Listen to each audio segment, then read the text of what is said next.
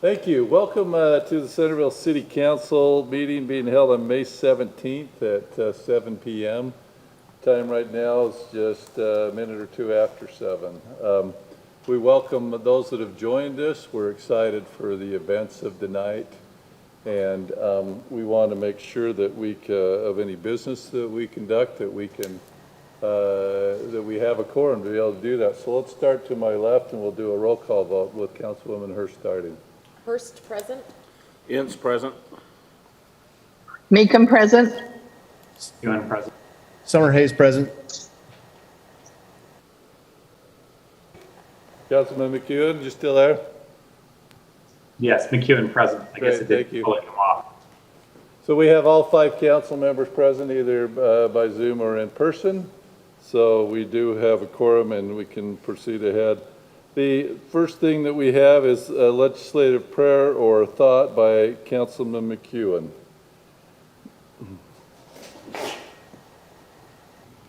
Tonight I'll just offer a prayer.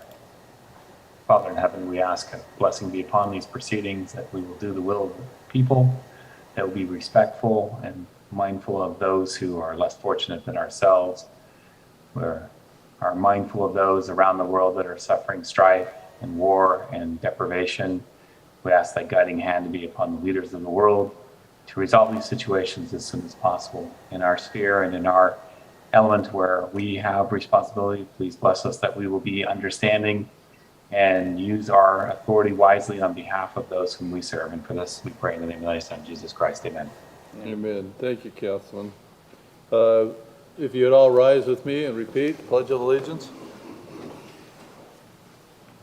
I pledge allegiance to the flag of the United States of America and to the republic for which it stands, one nation under God, indivisible, with liberty and justice for all.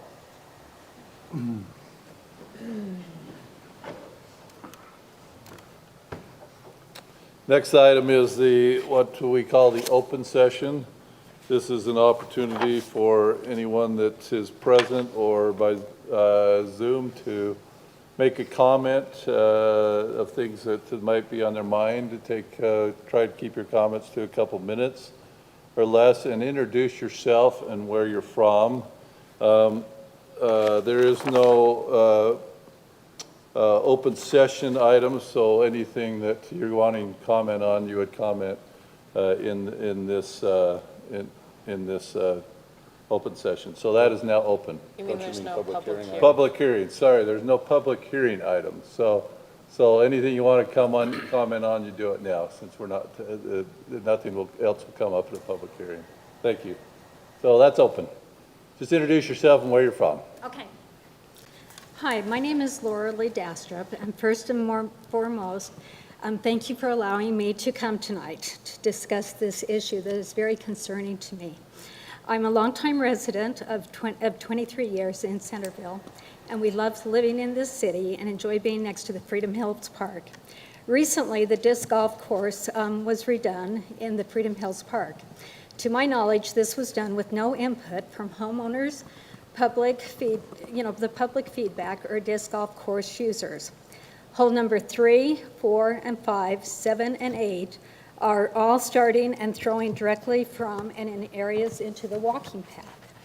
This is a safety risk to all who use, walk, and ride bikes on this path, as well as anyone who's in the park boundaries and the houses in the surrounding areas. According to the Professional Disc Golf Association, under the course development section for layout, it states the following: fairways should not cross or be too close to public streets, sidewalks, paths, bike trails, pavilions, playgrounds, private property, or any other multi-use area where non-players congregate. As the course is currently designed, it now violates the basic layout design ideas provided by the Professional Disc Golf Association. I want to ask a few questions, and I have got a copy for you to keep. So I don't know if you do it by email or how, a phone number. I've left that on here to try to get some questions answered. What is Centerville City's formal process to make changes to a public park? are the taxpayers and homeowners in the affected areas involved in these decisions. I would like to know how Dave Adamson, who is a resident of Layton, gets to recommend and drive changes to this course with little or no input and feedback from the Centerville community. Was the safety of those who walk the paths, ride bikes on the paths, and use the park for other purposes considered before making this change? Is Centerville City responsible for the discs that break windows or damage homeowners' properties due to the course layout? Who is responsible if a disc golf hits and hurts a park patron? Especially, I have grandchildren in my backyard. Many of our neighbors have children in their backyards.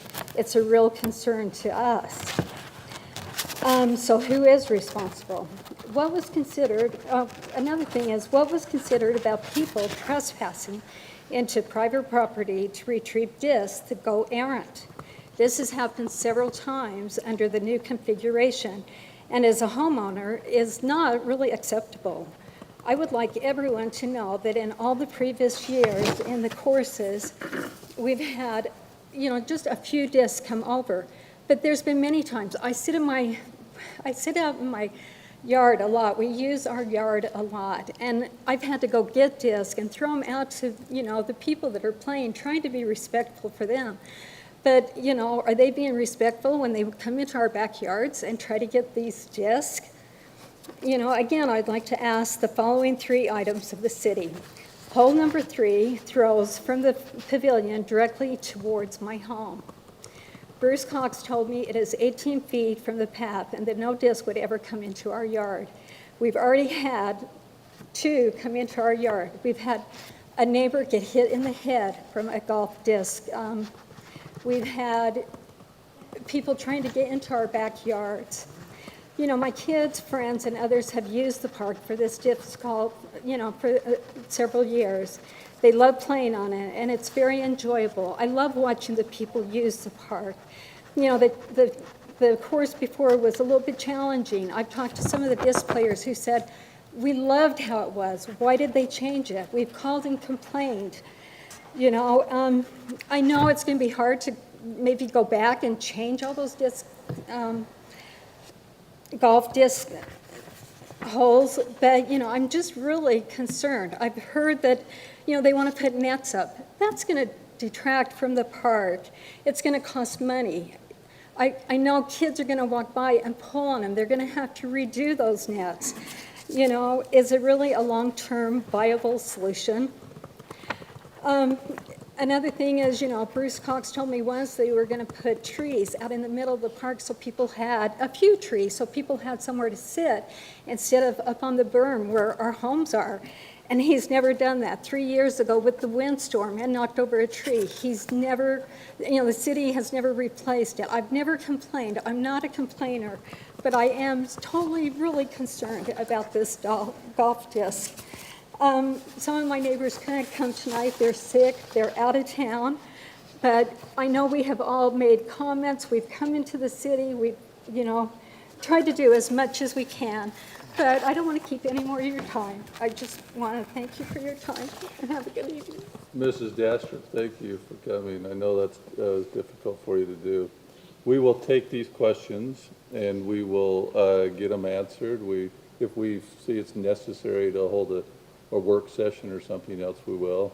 I know that we've been trying to respond to. We can't get into a lot of detail right now because it's not an agenda item, that the public's found out about. But yes, we will. We had to get up on our roof to get out this, trying to be nice. We've been working. Yeah, we appreciate you coming. We know that's a difficult thing to do, so thank you so much. And you handled yourself very well. We appreciate it. Next item. It's going to be a parks night for you guys. Are you ready? Okay, good evening. I am Julianne Zollinger. Some of you know me. I was raised here in Centerville, and I returned about 5 years ago to raise my family here, and I love Centerville. But I'm here tonight to just reiterate and redraw attention to a petition that I started about 2 weeks ago, asking that pickleball courts be built on the Randall property that was recently purchased that's just adjacent to Smith Park. I started a petition under 2 weeks ago, and we already have 261 signees, and I've been very careful about how I've let this petition spread, because I wanted to keep it to Centerville residents, and I think I've, for the most part, achieved that. I also sent you an email last night with a lot more details, and I'm not going to go into all of that right now, but it details why I think Smith Park is the best location in Centerville for pickleball courts. Additionally, I laid out in the email how pickleball courts could generate revenue and actually has been proven to be a positive impact on the whole community. So I hope you'll read that email very carefully and listen to my arguments. I've also wanted to address the fact that you have a Parks and Rec committee that I used to be a part of that is fully in support of these. And also I've spoken with Centerville Elementary's principal and their community council chair personally, and they are 100% in support of pickleball courts there. I know there was some concern about noise. They have no concern of the noise. On top of that, they think it would be a great asset to the community, and they both play pickleball. So I just want you to know that how much support you really do have from your community for pickleball courts and what a benefit it would be. On top of that, I would like to also raise a concern I have, which what seems to be a lack of interest in developing new open space and parks within Centerville. I know that every new residency that is built receives has to pay a substantial impact fee by the developers, and we've had quite a few big developments go in to Centerville recently. But I haven't seen any of those funds being spent throughout the community for the purpose that they are assigned, which is to develop new parks and open space. So there's hundreds of thousands of dollars in impact fees. I've heard from a very credible source that right now there's close to $400,000 in impact fees in the budget, and that would be more than enough to pay for pickleball courts. And I know that there is also plenty of outside funds for pickleball courts, but we have the funds. I have lived in Centerville for 5 years, and there hasn't been a new park or open space developed. Island View doesn't count. That was a remodel, not new parks. And I believe one of the last parks that was developed was Freedom's Hills, and apparently there was some accounting trick that went on there to unassign the impact fees, so that they could be used for other things, and that may have been legal, but in my opinion, I don't think that's ethical, because those fees are designated to be used for development of new parks and new open space. Impact fees are paid with the expectation that new open space and parks will be developed using them, yet that is not happening with our current fees. More and more houses are going up, limiting our open space and increasing our population, and yet the parks remain the same. Your decision not to use the current impact fees to develop new parks in Centerville is showing. It is not matching the growth in our population, and our parks are becoming crowded, and we're losing access to our trails. Impact fees were designed to help prevent that from happening. Impact fees were meant to create open space and parks for the city. By not using the current impact fees to create new places in our city, you're letting the citizens down. A city where community goes, by not using those current impact fees, you're going to be creating a city where there's not enough open space and parks for citizens, a city where the community goes elsewhere to find places to gather, a city that is not keeping up with the development happening within their own boundaries or the cities next to them, and that is very obvious if you go to other cities bordering us. We are not keeping up. A city that is, so this seems very short-sighted and irresponsible to me. I think you're like putting it down, and the future is going to suffer from that. So I'm pleading with you to stop. Stop the accounting loophole that is preventing our impact fees from being used to develop open space and parks in Centerville. And let's start by doing something quite simple and develop that property into pickleball courts. Thank you for your time. Thanks, Julianne. Julianne used to be a member of our Parks Committee, so she's speaking just as a resident now, but We will address all those issues as well too. Specifically, obviously, that's not all at our fingertips right now, and that's something that we need to put on an agenda as well too for the residents. So, thank you. Your turn. My turn. My name is Ann Hutchings, and my husband Brad and I are building a home in Centerville right now on 75 West and 473 South.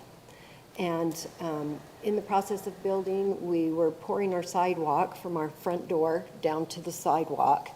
And I had this great idea to continue the cement pad all the way to the street across the park strip, thinking, I've seen it in a number of different cities, and I was thinking that would be great access for delivery people and things like that. So I had our cement guys hurry and form it up as the cement truck was pulling into my neighborhood, and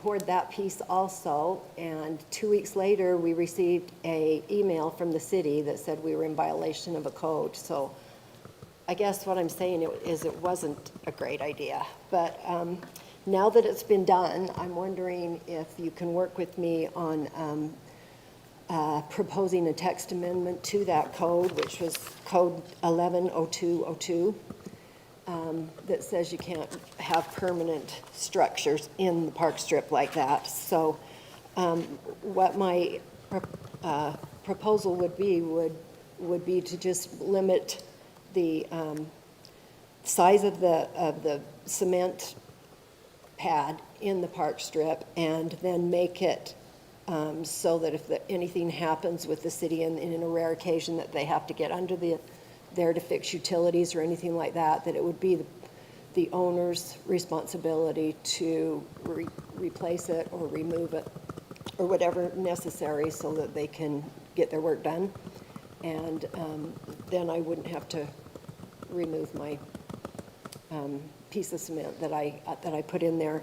I have a picture and just a little thing about the text amendment that I wanted to propose to you to see if that's something that might be able to be worked out with you. Great, yeah, you can bring that forward. You've talked with our development department on this as well too? Yes. Okay. I have. I have talked to them, they're the ones that told me that it was in violation of the code.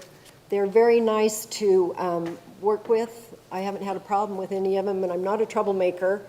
I will definitely remove it if you feel like that it needs to be done, but now that it's there, I really like it, and I think it is a useful thing.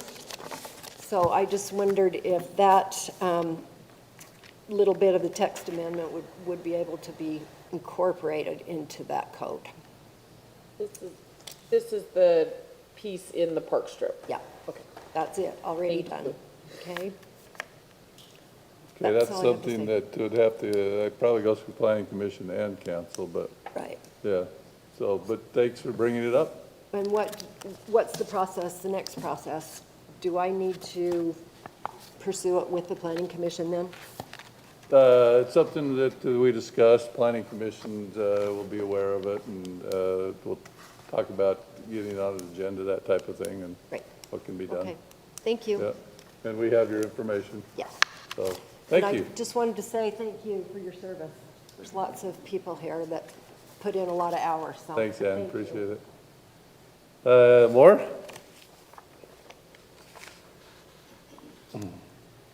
Hi, my name is Trevor Bagley. I currently am living near Freedom Hills Park. I'm a system administrator for Twitch Interactive. It's a subsidiary of Amazon. I'm from Centerville. I graduated from Viewmont High School. I joined the Army Reserve.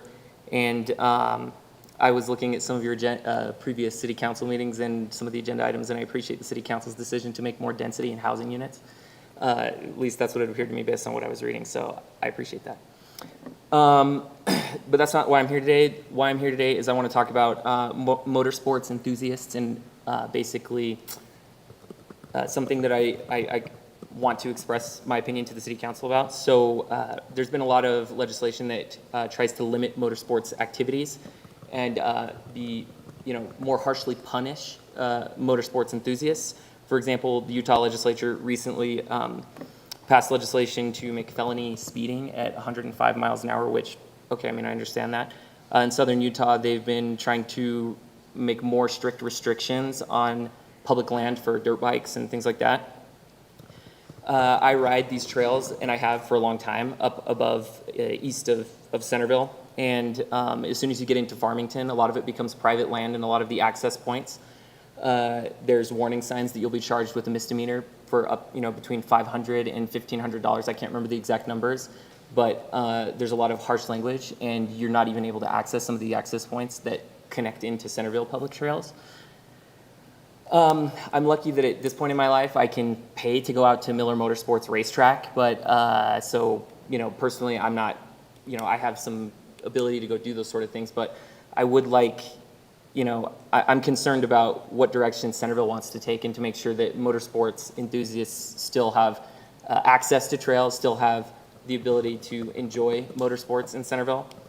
I think another thing to consider is young motorsports is a significant constituent here in Centerville, and I think there are a lot of motorsports enthusiasts, and I think it'd be a good idea to support those types of things.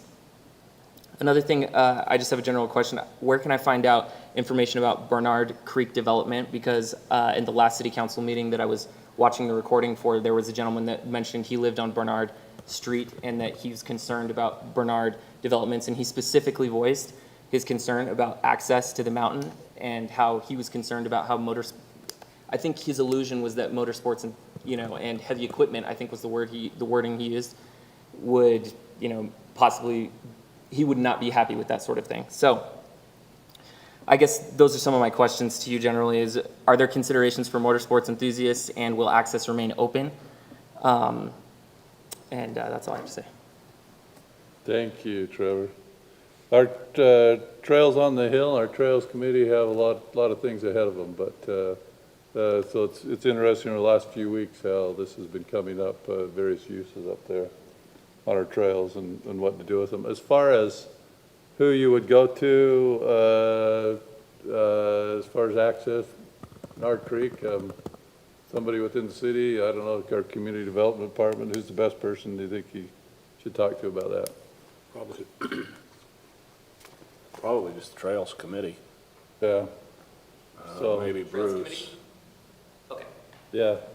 If you need numbers, we can get that to you, so. Who can I get that from? It's on the website. Okay, Right, you can call and talk, get it from Jennifer Hanson, our recorder. thank you. So, thanks. Any more comments? If not, we will close the open session and we will move on to the next part of our city council meeting. The first thing is, before we get into this, we appreciate all the involvement and comments that were made. They were all different subjects tonight. So usually we have not many comments, if any. So that was nice to have four people commenting on all different things. So this, the Yucopa Accreditation Award, this is something that I will turn over to Chief, and I know the Chief has a special guest with him as well too, to talk to us about this. So Chief, thank you. Thank you, Mayor, Council, and thank you, citizens, for coming and your input. And I invite you to stick around for a few minutes for a couple of things that we will be involved with here. But as you probably know, as you are well aware, I'm sure, from the weekly updates and so forth, as a police department, we've been working on accreditation for over 3 years now through the Utah Chiefs of Police Association. And it's been an endeavor that's required a lot of work, a lot of attention to our policy and procedures, and making sure that we're in compliance with somewhere around 176, I think, requirements. So a big thank you to Mike Demon, Sergeant Mike Demon, who's put in a lot of work, and Lieutenant Ackerson, and Chief Garrett Atkin from Syracuse PD, who is our assessor on it. But I want to introduce Val Shoup. He is the Executive Director of Yucopa, Utah Chiefs of Police Association, and turn the time over to him for just a few minutes. Val? Thank you, Chief. Mayor and City Council, appreciate the opportunity to be here. especially at this time with regards to the accreditation of your department. Give you a little bit of background on this, and the chief has touched on this a little bit. There are 173 standards that the departments must meet, and they have to show proof that they, not only that they have it in their policy, but they have to show proof that they use those. Having said that, those standards apply to state legislative laws, to city ordinances, to policy and procedures within the police department manual, and they have to comply with all of those. And they have to send in a yearly report to make sure that they're up on the standards. We just had a review committee that went through on the new legislative stuff that came out. That will now go through Power DMS and come back through to the departments who are accredited, and they will have to make sure that they have it in there. They have to recertify every 5 years. So their accreditation is good for a full 5 years, and then they just have to recertify, which is a little bit easier process. But it is a 3-year process, and Chief Childs has worked very hard to get this accomplished, he and his staff, and we're very proud of them for doing that. There are 19 accredited agencies right now, Centerville being one of those. We just also accredited Kaysville, and we made their presentation 2 weeks ago. There are 38 cities who are in the process right now, and they're working towards that process. Some of them have actually had to ask for an extension because the 3 years hit and they weren't quite done, but they're getting there, and we want them to accredit. It's also interesting to note that your risk management paid for this, okay? With the risk management agencies, IRMA, Utah Local Governments Trust, Olympus, they all pay for the accreditation for the cities once it's completed. They reimburse your budget back for that, which is a big thing too, because they recognize how important this is to have your agency accredited, that they're in compliance with all standards, policies, and procedures, not of just the city, but of the state and of their own manuals. So having said that, we are happy to present to your department, and I'll read what it says on here. Centerville Police Department approved and accredited in recognition for the completion of the standards for certification and accreditation as prescribed and mandated by the Utah Chiefs of Police Association, March of 2022. Congratulations, Chief. Thank you, Val.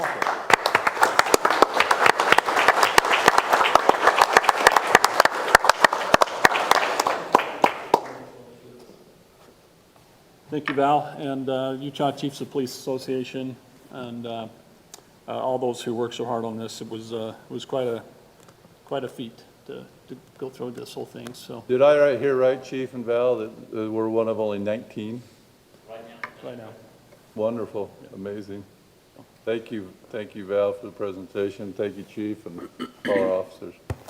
I believe I'm up next on the next. Yes, are we ready to Agenda? move to the next one?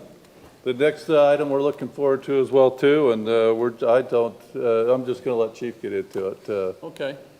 Well, before I get into the next, the award, I want to just draw attention to, we are currently in the national, well, we're in Police Week right now, which is a presidentially declared period of time to honor those who have served in local, state, and national law enforcement who have given the ultimate sacrifice while in the course of duty, being killed in the line of duty. This past week, there were 563 names that were honored on Sunday that were killed in the line of duty, most over the period of 2021. And that adds to the wall in Washington, D.C. of over 22,000 souls who lost their life in service to their communities in law enforcement. And so we honor those many men and women and their families who sacrificed so much. Yesterday at Davis County Sheriff's Office, we honored the 4 officers that were killed in Davis County in line of duty death. And so I want to recognize those people. I appreciate immensely the amount of support that I feel and we receive from this community, from the council, from just everyone who supports what we do and what we stand for, our police department. Appreciate what's going on this week with all the flags and yard signs that are out there and so forth. It's humbling to serve in this community, and I thank you for your support. If you don't mind, I'd like to just take a moment of silence and to recognize those 563 men and women who were killed in the line of duty in 2021.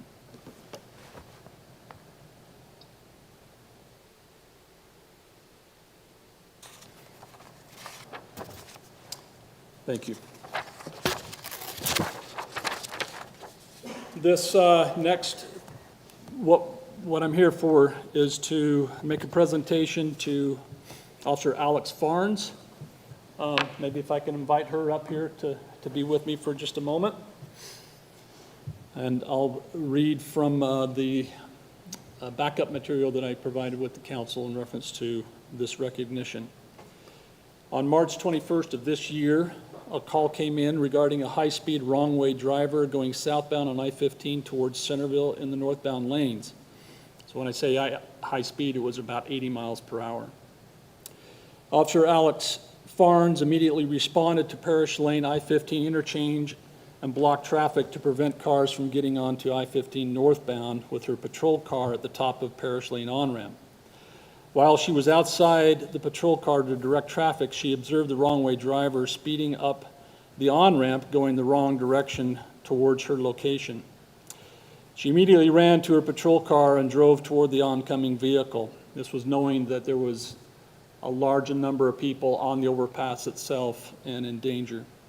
The only option for Officer Farnes saw to keep the vehicle from entering the Parish Lane intersection and endangering life and property was to ram the vehicle in hopes of disabling it. This was a very dangerous option that placed Officer Farnes in a significant risk of personal harm. Officer Farnes skillfully operated her patrol car such that she hit the driver's side door of the sedan as it sped by, thus disabling the vehicle. It is estimated the vehicle was going about 60 miles an hour. The driver of the vehicle then exited the vehicle across the front seat of the passenger side and created a situation that caused Officer Farnes to once again fear for her life and safety. Officer Farnes therefore deployed her firearm, aiming it at the suspect, and ordered the suspect to remain still while on the ground. Fortunately, the driver, and in this case the suspect, complied. Officer Farnes' extraordinary decisiveness and courageous actions undoubtedly saved lives from injury and or death. What I'd like to do now is maybe, Jennifer, if you could put, we saved some of the dash and body camera video from this incident and just made a short clip, so if you don't mind, go ahead and just play it.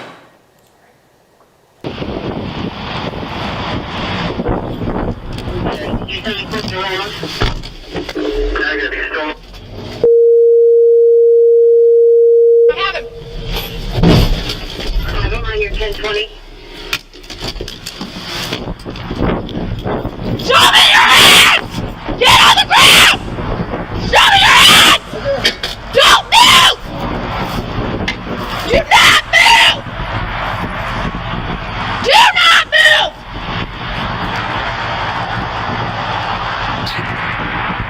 Sharpie another him on the Parish on-ramp from northbound I-15. I've won a gunpoint. So that was the body cam, was the dash cam.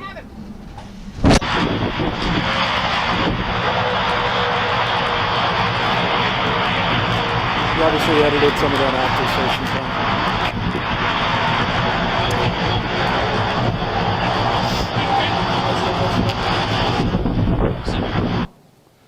After this incident, we had a citizen that observed what happened come in and just tearfully expressed to us how much he appreciated Officer Farnes and told us that he witnessed it, and he was visibly shaken and expressed to us that he knew that Officer Farnes had saved lives. Officer Alex Farnes was nominated to receive the Medal of Valor for decisiveness and quick actions that potentially saved lives and surely prevented injury to innocent persons while placing herself in danger of significant personal harm. So we'd like to present Officer Farnes with this Medal of Valor at this time, and thank you for what you've done in your service.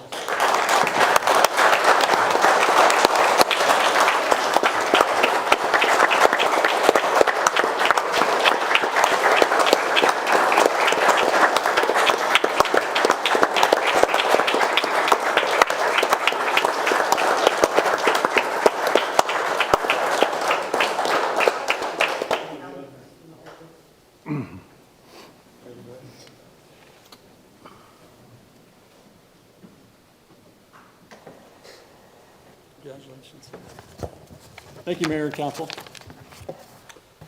Thank you, Chief. You know, I'd heard about it, but I hadn't seen that footage before. That's quite moving.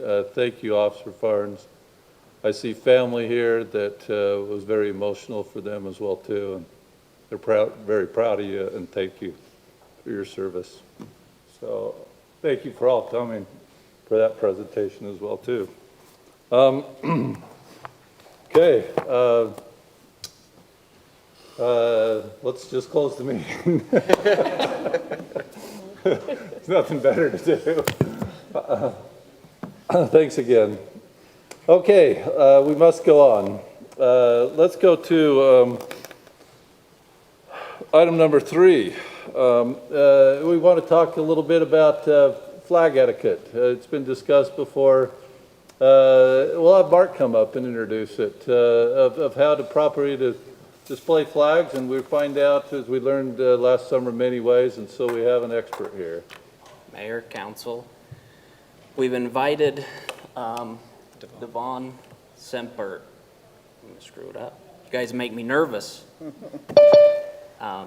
Devon Semper from Colonial Flag. He is a vexillologist. As many of you know, the last few years when we've placed the flags on the light poles along Main Street, we've had complaints from residents that they haven't been displayed properly. And we want to show the utmost respect to the flag and display it properly. And we have reached out to Devon in past years and feel that we've displayed the flag properly, and just want to educate the council with his knowledge, so that if you guys have any residents come with complaints, you can give them the information that he has. So I'd like to invite Devon up to give us his presentation on flag etiquette. I really feel like this is going to be a fun with flags, right, with Sheldon Cooper? Is that what we have Yes, going but on? I make him a little less dry. All right, sounds good. My name is Devon Semper. I'm a vexillologist. I'm from Colonial Flag, or just for your information, a vexillologist is someone who studies flag etiquette protocol, all aspects of flag, from the sociology, the anthropology, the design, manufacturing, the textiles, anything to do with the flag, we study. I have been doing this now for 30 plus years. I got started as a Cub Scout as a young man, and there was a requirement in the Cub Scout manual that said start a collection, so I did. And here I am 30 some odd years later with 1,600 flags in my collection, because nowhere in that requirement did it say stop.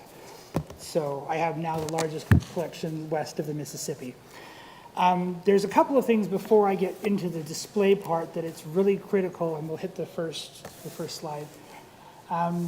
What is considered a flag? According to the U.S. Flag Code, a flag is considered anything that, and we'll just read it right here, the words flag, standard, colors, or ensign as used herein shall include any flag, standard, or color, or any picture or representation of either, or of any part or parts thereof, made of any substance or representative of any substance, any size, evidently purporting to be either said flag, standard, or ensign of the United States of America, or a picture or representation of either, upon which shall be shown the colors, stars, and stripes, or any number thereof, and any parts thereof, by which the average person seeing the same without deliberation will believe the same to be representing the flag of the United States.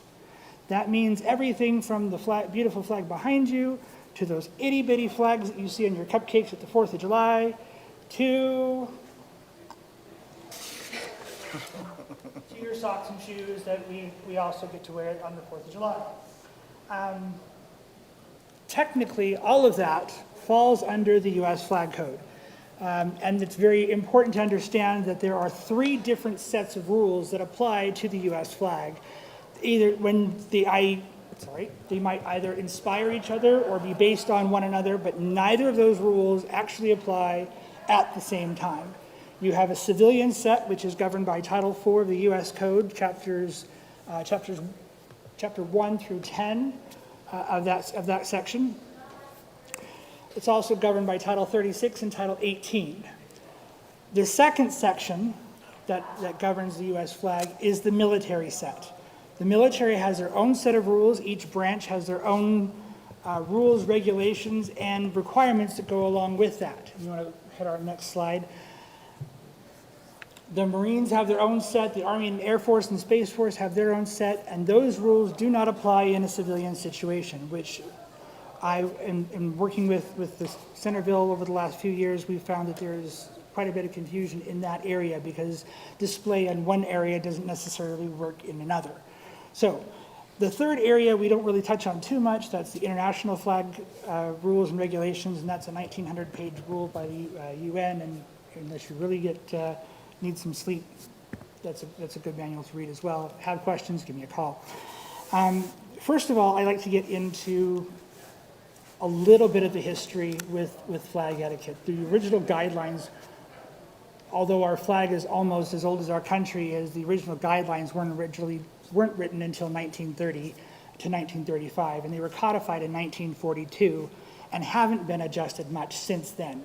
So everything that's listed in there, especially in Chapter 7 and 8, is based on 1930s and 40s understanding of manufacturing and display items and protocol.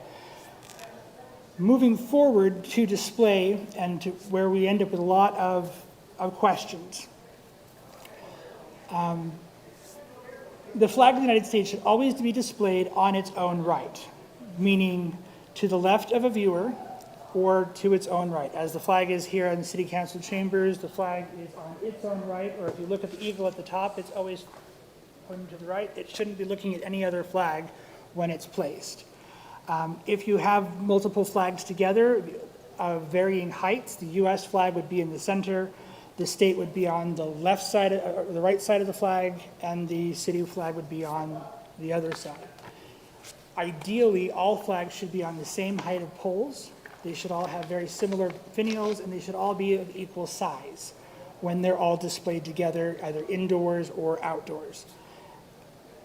If they are being displayed from over the streets, as you guys have here on the 4th of July, the flag code specifies when it's hanging over the center of the street or hanging from two poles along a wire that's strung, that's spread across the street.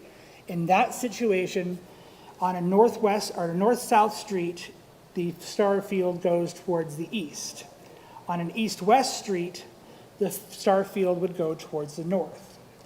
Now, in your situation, that does not apply. The reason being is you have to look at the intended direction of view. As you're driving down the road, especially and on a 2-lane, 4-lane, doesn't matter how big the road is, the intended direction of view is the direction of travel for the traffic. So if you're going north or south, on the right-hand lane, the telephone poles where the flags are displayed from, the star should be pointed toward the middle. If you're coming from the other direction, it should be also displayed so that the stars are to your left, so it would be toward the middle. So as you're looking down the up or down the street, you'll have star fields going towards the middle of the road, regardless of which side you're on. Now, if you look across the street, it's going to appear backwards, and that's probably where you get a lot of complaints, is that the flag is backwards and shouldn't be displayed that way. However, the intended direction of view is what you need to be bringing up to be in play. Any questions on that part so far? Awesome. Now, when it comes to the rest of the display, the flags that you have out around the City Hall for Police Week, we call those scout kits or home kits in the flag industry. Those are usually derived of a PVC pipe and attached to a flagpole. When they're out in the middle of a yard, such as they are here, they should be perfectly perpendicular to the ground, not on an angle. The only flag that's authorized to be flown on an angle like that, that's freestanding, there's two. There is the Iwo Jima Monument at the Marine Corps Barracks in Washington, D.C., and the 9/11 Monument in front of Sandy City Hall. Both of those are on angled flagpoles freestanding. All other flagpoles in that that are considered freestanding should be perpendicular to the ground. Now, if they're mounted on a building or a house, That is when they can be displayed either at a horizontal or 45-degree angle off of the house. You can thank the Navy for that tradition. The Navy has what they call a jack staff, and that is either usually on an angle toward the main mast. And so your home is basically your ship. So on your house, it can be on a 45-degree angle on a building, usually near the entrance of the house. But if it's out in the middle of the yard, it should be perpendicular to the ground. Next discussion that always gets a little more controversial is lighting. The flag code specifies that the flag should be properly lit, so it's easily identified at night. This comes from the Battle of Fort McHenry when the flag was bombarded for over 24 hours by the British Navy, and the only way that Francis Scott Key knew that the flag was still there, to know if we had won the battle or not, was by the bombs bursting in air and the rockets' red glare. And it's been tradition ever since to have the flag illuminated at night in some form or fashion. And no, the neighbor's street light or neighbor's porch lights across the street don't count, and neither do the street lights on either on the corner. It should have its own light, or at least be in close relationship to your own porch lights. If you don't want to have your lights on all night, it's also just as acceptable to bring the flag in at night. In the 1930s, 40s, the fabric was not as robust, and so that's where the flag requirements to bring it in at night, unless it was an all-weather flag, came from. As far as other methods, other ways to display the flag, the key things to remember is making sure that it's displayed appropriately, not displayed upside down as in a matter of protest. The flag code is very specific that it should be for in times of personal distress or life safety or personal danger issues, not for public displeasure with government or anything like that. It's a whole different subject and shouldn't be used with the U.S. flag. The flag, if it's no longer serviceable or no longer able to fly, and you can repair your flag up until about 3/4 of the flag, or about 60 to 70% of the flag can be salvaged to fly it, so you can save on some costs. But at the point that the flag is no longer fitting display, it should be destroyed, preferably by fire. However, it does not need to be by a specific group. It can be done in your own home, either in the fireplace or a backyard fire pit or something very small, very simple. There doesn't have to be any major ceremonies or anything, just nice and simple. If it's not feasible to have a fire, or that you're using a nylon flag, which most of us have, those fumes can be rather noxious. So shredding the flag so it's no longer recognizable is also acceptable. And then either burying the shredded pieces, or I've had some scout groups that use it to stuff pillows or teddy bears and give those off to veterans with PTSD as a comfort tool. So it gets another round of service. So there's many ways to destroy the flag without burning and polluting with the toxic fumes. The other section of the flag code that people often forget is the rules, the actual etiquette part. The flag should never touch the ground. One myth that comes with that is the flag should be burned or destroyed if it does accidentally touch the ground. That is incorrect. It should be just quickly picked up off the ground, address the situation, make sure that it wasn't torn or anything like that. Second thing is the flag should never be used as clothing. It should never be used as a receptacle to carry things, and it should never be draped over anything used as a covering or otherwise used as decoration other than flying free. The flag code also mentions specifically the flag should not touch the ground or anything beneath it. That includes bushes, shrubs, merchandise in the stores. It needs to be above all that and not touching anything below it. It also states that the flag should never be printed on anything that should be easily discarded, so that includes your napkins and such that you find at the 4th of July. And then it also says that the flag should never be put in a situation where it's easily torn, soiled, or otherwise damaged. And with all that, those are the very simple rules, and we don't need to make it more complicated or more difficult than it really needs to be. And it's very easily spelled out there in Title IV of the U.S. Code.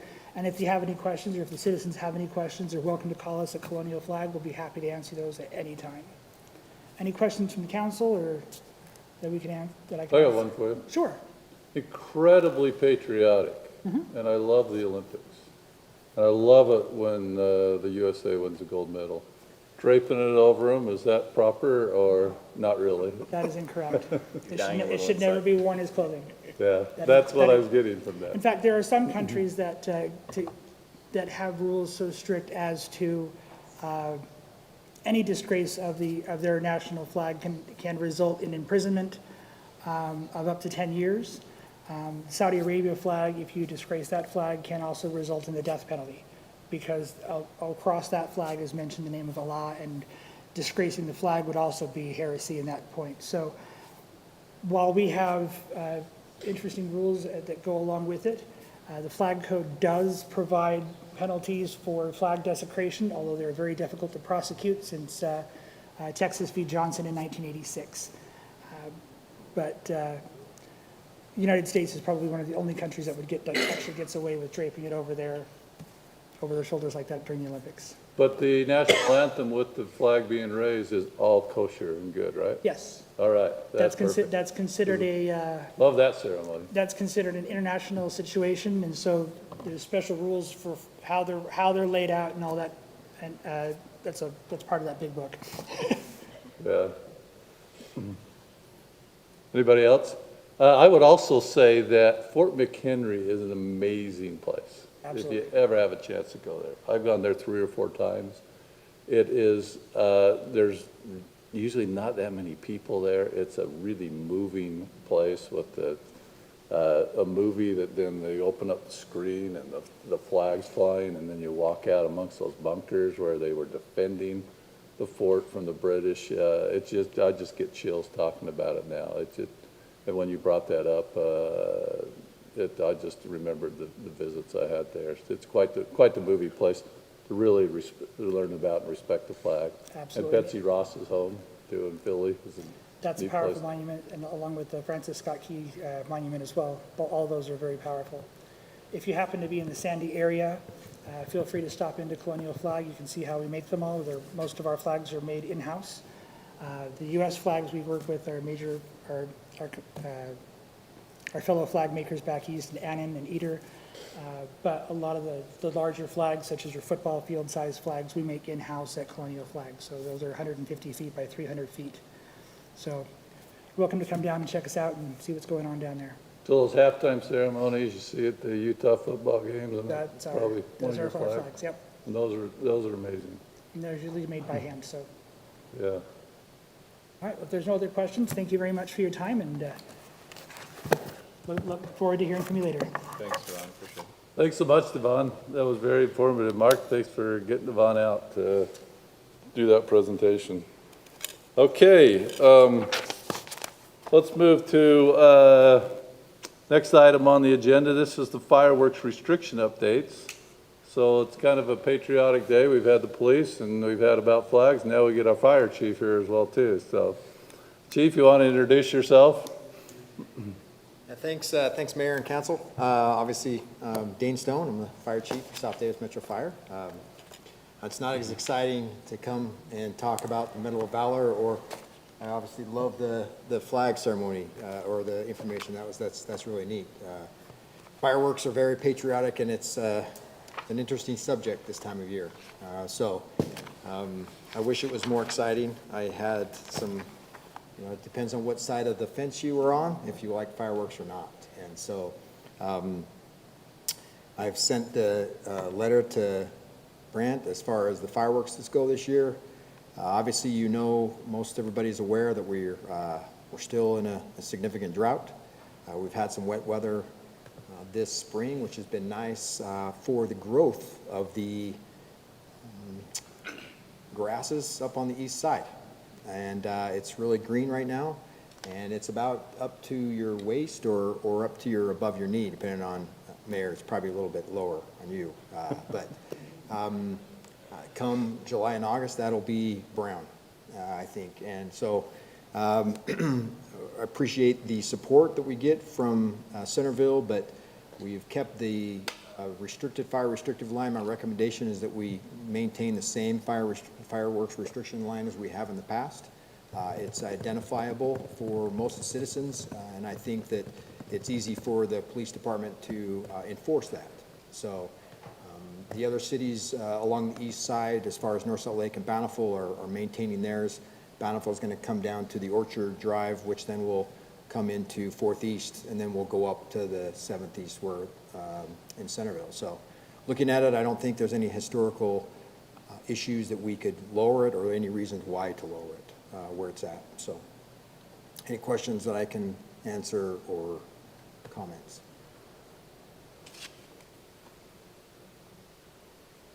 Two that are here, three that are online. Any questions for the chief? No questions. All right. Well, thanks, chief. Is this something we want to vote on, right? Or are we just accepting it as No, it is? we just 'Cause it's accept good. this. We have put our fireworks restrictions area map and regulations in our code, so we used to just adopt it each year, but we are in a historic drought, so they have been codified, but we do have to justify that every other year. So rather than remembering what year, we just invite the fire chief to come every year and justify those regulations and restrictions. Okay. So we appreciate it. By code, we have to have it to the county and to the state fire marshal by May 1st. There is very few fire or cities that are able to obtain that. Just the fact that it's hard to do that with how the weather pattern is going to go. But as soon as we do this, I do send that to the county emergency manager. They're aware of it. They post it on theirs and as the state fire marshal will post it on their website as well. So anybody can access that. We post it on our website as well. So, and then our when we do any of the firework sites that sell them, we post the map there as well, or maintain that they have to. So it's out there for all the public to see. So, chief, I hope you don't mind if there's no further questions on that, but I have a mayor's report I always do, and I report on meetings I've been to in the last couple of weeks. Will you briefly say what's going on with some of our new firefighters potentially, and also our fire marshal? Sure, Mayor, yeah, thank you. Some of you might know him, I'm not sure. Casey Vorwaller was our fire marshal. Casey was with us for about 6 years. He has left the department. So we have an opening right now for a fire marshal that will close on the 23rd of this month. Casey decided to go and pursue his bass fishing lure. He makes bass fishing lures, and so he wants to go do that, which I commend him. I wish I could leave and go do something that's that fun. But so we are looking for a fire marshal. Right now we have Casey on a part-time hourly basis, so site plans and sprinklers, things like that, he still is doing those for us. But we also have, as Mayor's mentioned, we have 3 firefighters coming out of Recruit Academy at the end of this month. That is a 16-week academy that they participate in with Salt Lake City. And then they will come out, and then they do ride-alongs with all the different stations to learn how to, the area familiarization and what those stations do. And then the board gave us the opportunity to hire 3 additional firefighters, which will go into academy in August, and then they will be out in November. So we'll keep those going. So the support of the city council and the board, and obviously Brant and the administration committee, has been superb, and we appreciate the fire service very much. So we're excited about the upcoming budget and what we get. And in that budget is also a daytime EMS battalion chief, which our EMS or emergency medical services is approximately about 70 to 80, well, 77% in 2021 of what we do. And to have a dedicated person that's not on shift work, that's not working 48 hours on and 96 hours off, who's there during the day, that can maintain and learn, help set a standard for our medical, our paramedics, and our advanced EMTs, is going to be beneficial for us. we saw the need for that, especially during the COVID, where we had our battalion chief that's on duty, that's over EMS, spent more time off duty than he was during shift work. So it's going to be very beneficial for us. And it takes about 6 months for them to go through the academy. It's And at 16 weeks, yes. Yeah, and you estimate on average, we'd lose about 6 firefighters a year, so we have to kind of plan in advance. It's one of the reasons for the approval of 3 new firefighters. Yeah, if we don't put any in August, then we don't have another academy until February, and then they don't come out until May. So we would lose a whole year of that by the time we get there. We do normally lose around 5 to 6 firefighters a year, either through attrition or they lateral to another fire department. And so it's good, or they maybe pursue their fishing lure hobby. So we do get that as well. So thank you. Thanks, Chief. So I just knocked off my mayor's report so I can go make lures, fishing lures, right? There you go. So. Any further questions for Chief on the fireworks restrictions? Okay, thank you, Chief. Thank you. Thanks for Thank being you for here. letting me come. I appreciate it. Okay, let's go to item number 2 in the business items. This is the personnel policies amendments, city vehicles and take-home vehicles. Brent? Yes, thanks, Mr. Mayor. This has been a policy shift that I've really been looking into, well, since I started, and I appreciate Lisa's help in navigating this. So what we have is some inconsistencies in our policy versus what we're actually doing in practice, with particularly our take-home vehicles. So it's a concern, of course, because we have an IRS publication that states how city vehicles could be used for take-home vehicles, and we do allow certain employees to take them home, and there's very strict conditions on who qualifies for a take-home vehicle. So what we're proposing is a change in this policy to be more consistent with what we're currently doing with our take-home vehicles, particularly the city vehicles. For example, a take-home vehicle, police department, police vehicles that are marked, they aren't necessarily regulated by the IRS publication. They're allowed to be used for taking home. Depends on what our policy is. We can be more restrictive.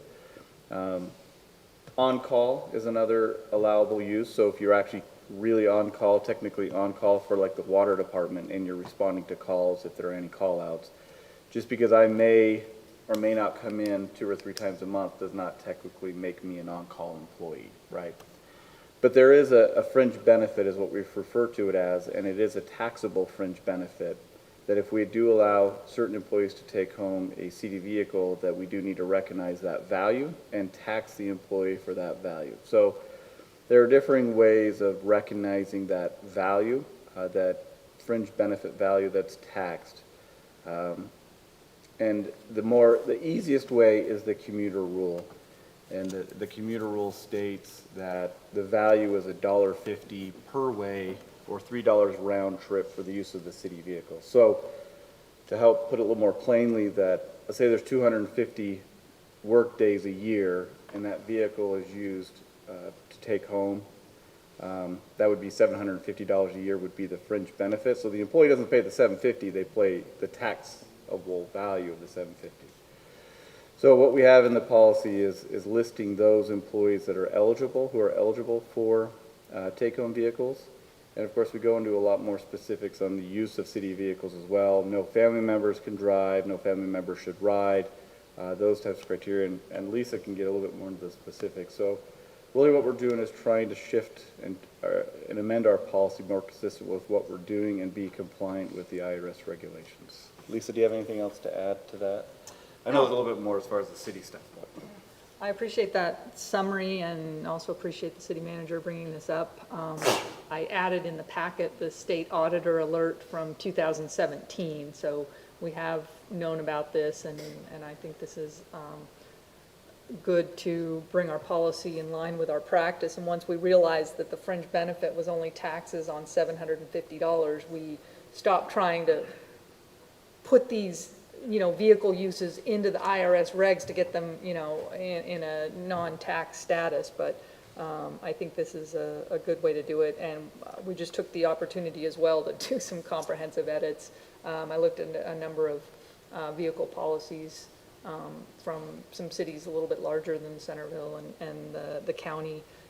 So I think we've got some good substantial rewrite of our city vehicle policy. And then I also wanted to just put take-home vehicles in its own section. It used to be one paragraph in our city vehicle section. So now I think employees can find it easier. It'll have its own heading. Thanks, Lisa. Thanks, Brent. Questions on that from anyone? It is a resolution. I would make a motion that we approve Resolution 2022-17 as presented. Second. Second. We have a motion and a second. Let's roll call vote it. Councilwoman Hurst? Aye. Aye. Councilwoman Meekum? Aye. McEwen? Aye. And Summerhays? Aye. That's unanimous. Thank you. Thank you, both of you. All right, let's go to item number 3. This is a termination of public improvement deferral agreements with Young Power Sports. Lisa, is this one you? Yes. Thank you, Mayor and Council. As you know, Young Power Sports is developing a project there on the frontage road. They purchased a number of parcels from the Mason Family Trust, and 2 of those parcels had attached with them some deferral or extension agreements, meaning they entered into an agreement with the city to defer installation of certain improvements like curb, gutter, sidewalk, and these improvements either on Porter Lane or the frontage road. And so I got a call from the title company representing Young Power Sports, and they said that they would like to have the city terminate these deferral agreements because they are already putting in the improvements as part of their final site plan approval. And so I conferred with the city engineer, and he said, yes, these improvements are in their final site plan. I did attach the final site plan. It was sort of an engineered drawing to show you those improvements, as well as the bond. So we do have the bond funds to secure the installation of these improvements. According to our ordinances, they'll have to be put in within 18 months and also warranted for 1 year, and thereafter we release the funds. So I think we are at a point where it's sufficient to terminate these agreements. One was entered into in 1996 and the other one was 2015. So that one's been around for about 25 years, and we'll be glad to get these improvements in and appreciate the Power Sports development. So we're just recommending that the council approve the termination of the 1996 extension agreement and the 2015 deferral agreement, which is what we now refer to them as, and direct staff to prepare the appropriate notice for recording, because these 2 documents are recorded against the property and they essentially want them off the title. So I've prepared a draft notice. I've sent that to the title company and the bank for review, but I did not put that in the packet because it's not finalized yet. I would make a motion to approve termination of the 1995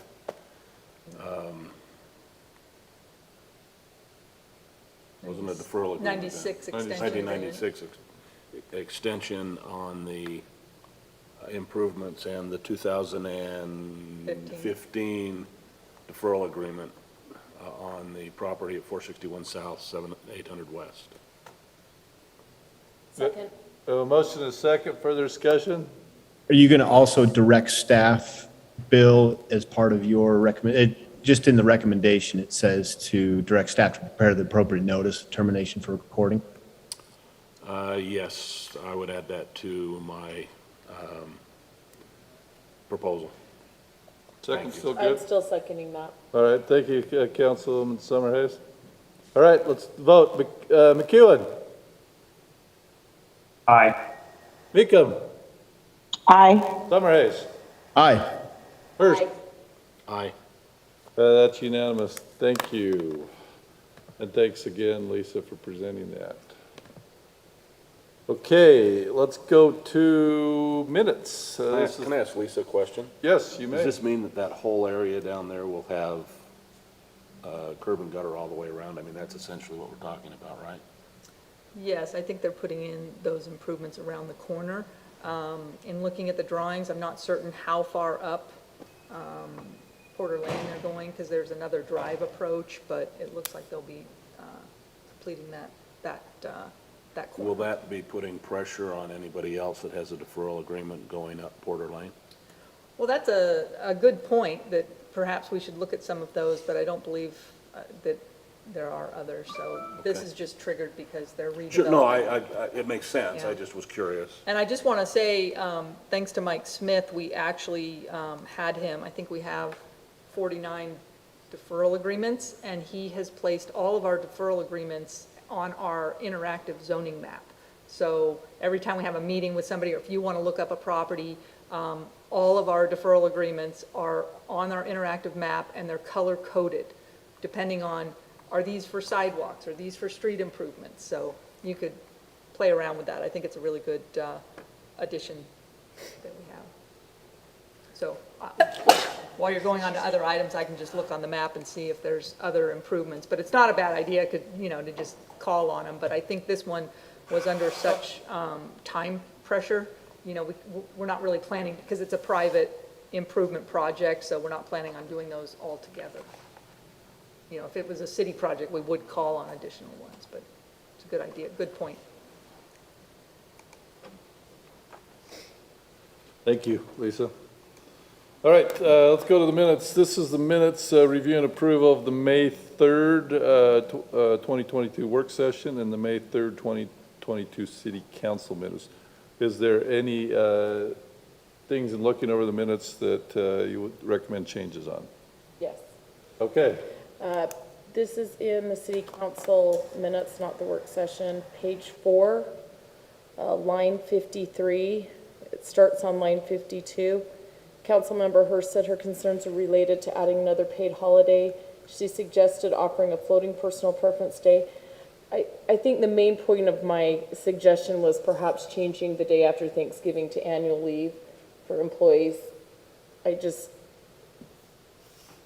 I don't know that I was saying to do a floating personal preference holiday.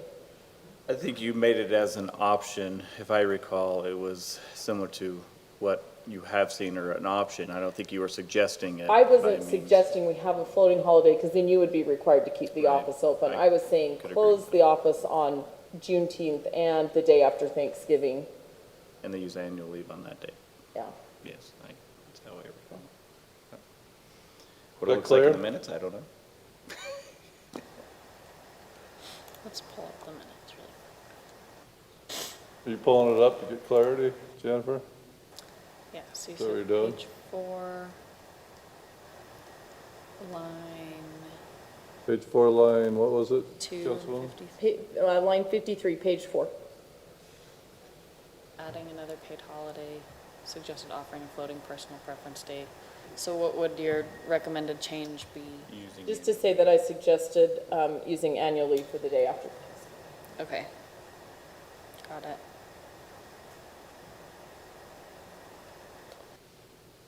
Got that? Other changes? That's all I had. Let's get a motion to approve the minutes with the subject to that change. So moved.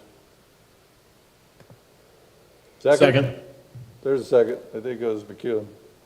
Summer Hayes. Summer Hayes, okay. All in favor, aye? Aye. Aye. Opposed? All right, let's go to the finance report. Now, this is a month that Nate doesn't necessarily report, because he just reports quarterly, unless there's something specifically in that finance report that you want to ask him about. Anything, Nate, we should be aware about, even though it's not a quarterly where you report? Okay, so it's there for your information, it's there for our citizens' information as well, too. It's been posted out there. So if there's no specific questions for him on it, then We'll move to the council report. The council report, this city council meeting is Councilwoman Meekum. Councilwoman Meekum, you still there? I am. I don't really have anything to report on because the Landmarks Committee has not started their meetings yet, and the Transportation Committee doesn't meet anymore. So those are my two committees, and I don't have anything to report. Sorry about that. Well, thank you for being willing to do it, and so we'll look forward to the report when the Landmarks gets together and meets. So thank you. Oh, I did forget about Utopia, but there's not anything really new to bring up on that I could think of. Yeah, I thought you were on something else. It was slipping my mind. I thought we got to get you to work more if there wasn't anything else. Yeah. All right. Thank you, Councilwoman. All right, the mayor report. We covered the fire district. There was one thing further in the fire district I didn't ask the chief to report. The presentation of the tentative budget was presented yesterday.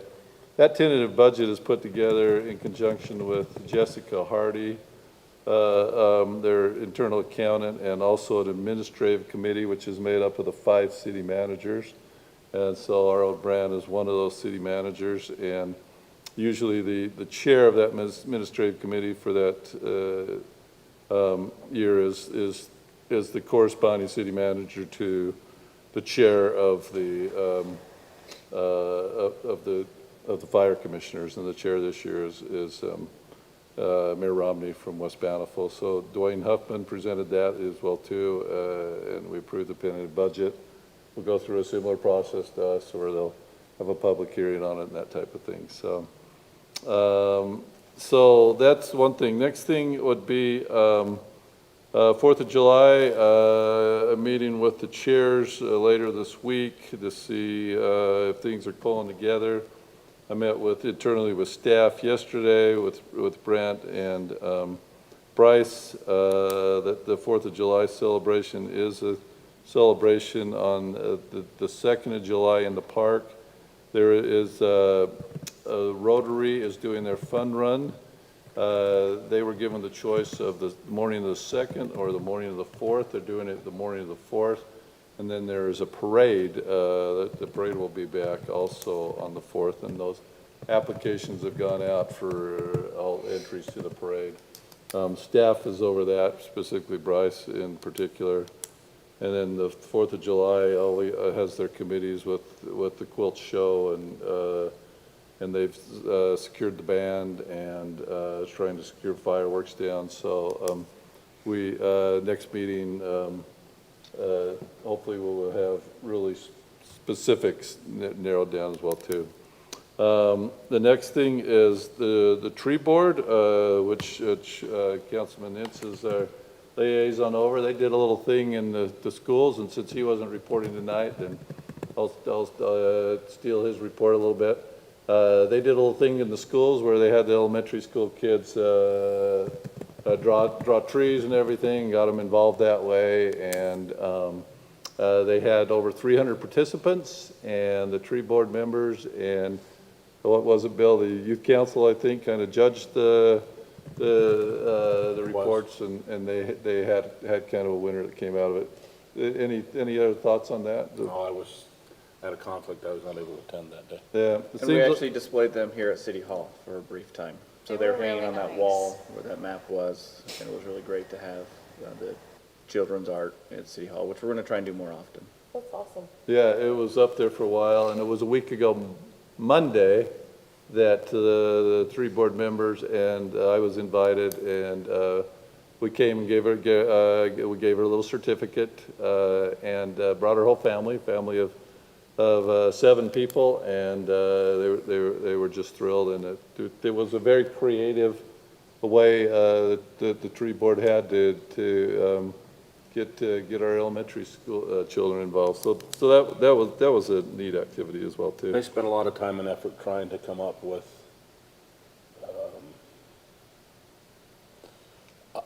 items that would recognize different age levels and levels of competency originality and other things.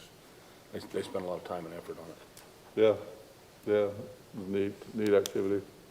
And that's my report. Thank you, Chief, for helping me out with my report.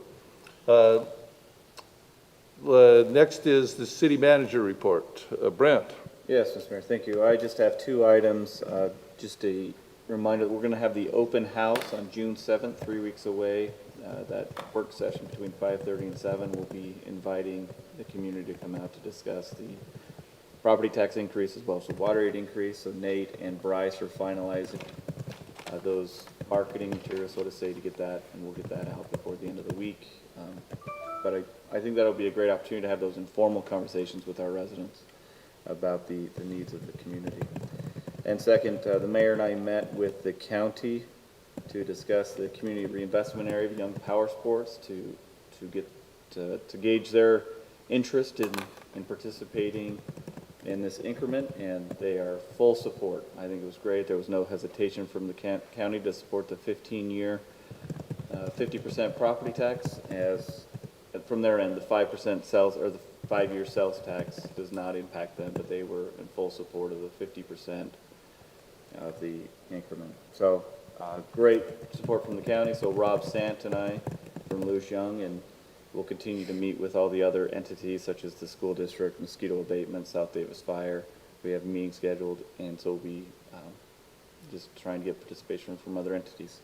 That's all I have, unless there's any other questions. Thanks, Brent. Thanks, Mayor. Yes. Are we doing a closed session tonight? Yes. I don't know if this is appropriate, but I'd like to at least put something out. We had this thing from Hutchings.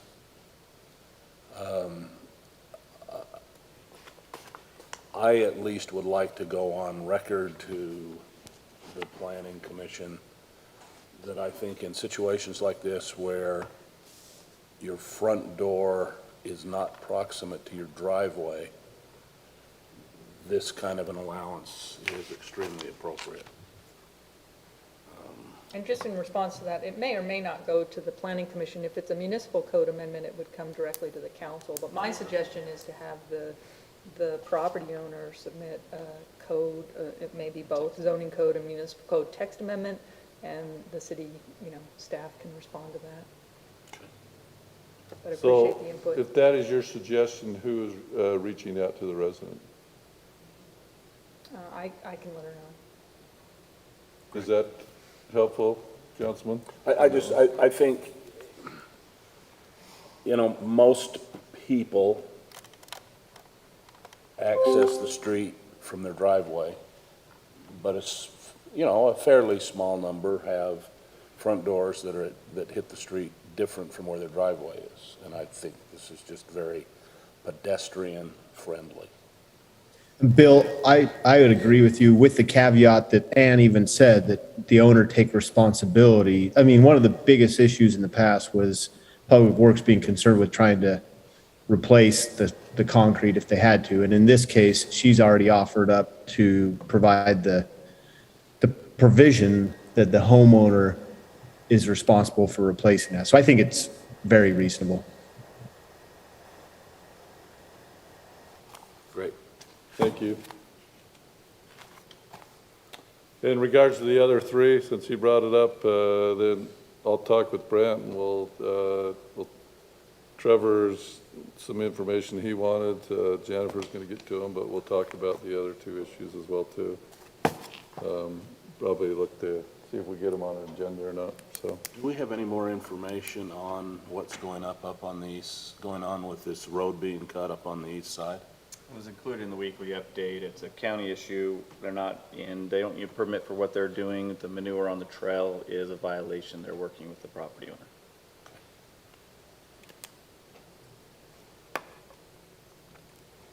okay. If there's no other questions, then I will look to for a motion to go to a closed session with no intent to return to a city council meeting. I'll make the motion to move to a closed session with no intent to return to city council. Second. For the purpose of, what's the purpose? Thank you, purpose? For the purpose of discussing options for the cemetery? Is that what we're saying? Real property acquisition. Discuss the purchase, exchange, or lease of real property. Thank you. To discuss the purchase, exchange, or lease of real property. All right, and the second there, all in favor, aye? Aye. Aye. Hey. All right, we're just gonna